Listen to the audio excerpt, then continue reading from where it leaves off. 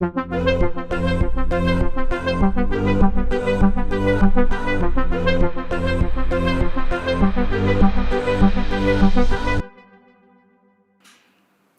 dit faire une ligne.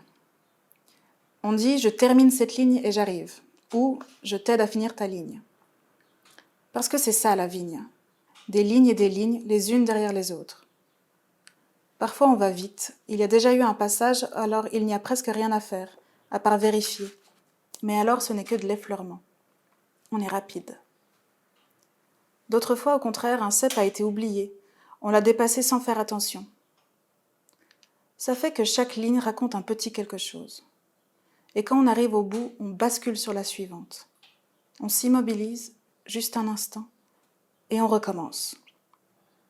Et de loin, on voit les rameaux qui vacillent légèrement, et nous, on ne nous voit pas. On est derrière, cachés. Au domaine, elles sont à hauteur d'homme. Sur un autre vignoble, on doit se baisser. Ça fait qu'on avance avec les genoux pliés. Quand on se redresse enfin, ça fait bizarre. Parce qu'on est concentré sur ce qu'on fait et qu'à ce moment, il n'y a que les feuilles, l'écorce, les grappes qui existent.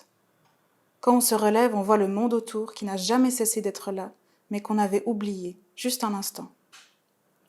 Et ces instants se perdent dans le temps. Ce temps se perd dans un autre temps, celui de la vigne, de la pousse du raisin.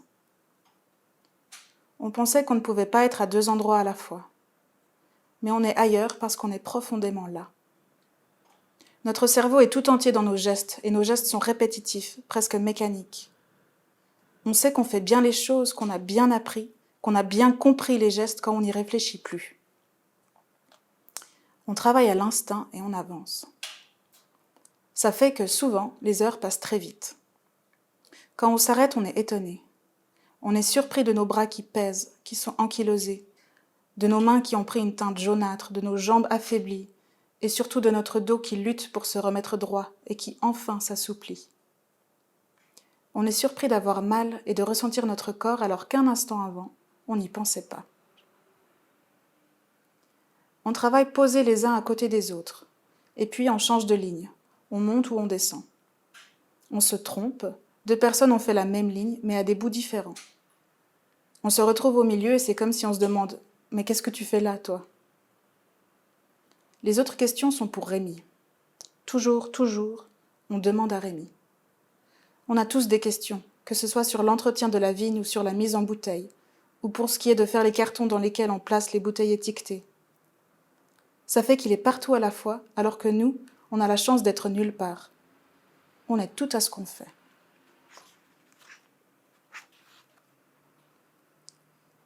Parfois, on en a marre. On voit une vigne qui s'écroule de partout. On doit la redresser.